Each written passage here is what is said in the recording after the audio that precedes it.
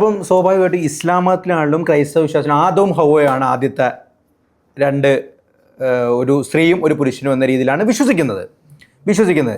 സ്വാഭാവികമായിട്ടും അങ്ങനെ വിശ്വസിക്കുമ്പോൾ ഇപ്പോൾ സാറ് പറഞ്ഞൊരു പ്രധാനപ്പെട്ട ഒരു ഇതുണ്ടല്ലോ, ജീവൻ ഉണ്ടാവുകയാണെന്നല്ലേ സാറ് പറയുന്നത്. ജീവൻ ഉണ്ടാവുകയാണ്.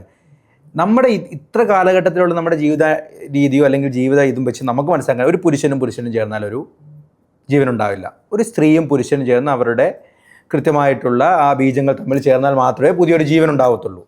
അപ്പോൾ എങ്ങനെയായിരിക്കും? പുതിയ ജീവൻ ഉണ്ടായിട്ടില്ല. ജീവൻ ഉണ്ടാവുന്നു കൂട്ട്, പുതിയത് വേണ്ട, ജീവൻ തുടരുന്നു. ഓക്കെ, ജീവൻ തുടരുന്നു. ജീവൻ ഈ താൻ പറയുന്ന ആണിലും താൻ പറയുന്ന പെണ്ണിലും തുടരുക മാത്രം. ഓക്കെ. അപ്പൊ ഈ ആദവും ഹവ്വയും എങ്ങനെ ഉണ്ടായി? അങ്ങനെ ഉണ്ടായിട്ടേ ഇല്ല, കഥയ്ക്കകത്ത് മാത്രം. അപ്പൊ എങ്ങനെയാ ജീവൻ ഉണ്ടായത്?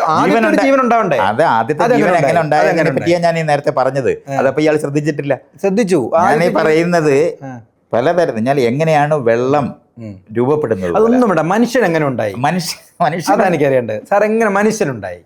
ഞാൻ പറഞ്ഞു മനുഷ്യനല്ല ഉണ്ടായിട്ടുള്ളത്. പിന്നെ അപ്പൊ ഇയാള് മനുഷ്യനാണെന്ന് പറഞ്ഞാൽ പിന്നെ ഞാൻ മനുഷ്യനല്ലാതാവും. അല്ല, സാറും മനുഷ്യനെ, ഞാനും മനുഷ്യനാണ്. അപ്പൊ പിന്നെ കോമൺ ആണ്. അപ്പൊ കോമൺ ആയില്ലേ?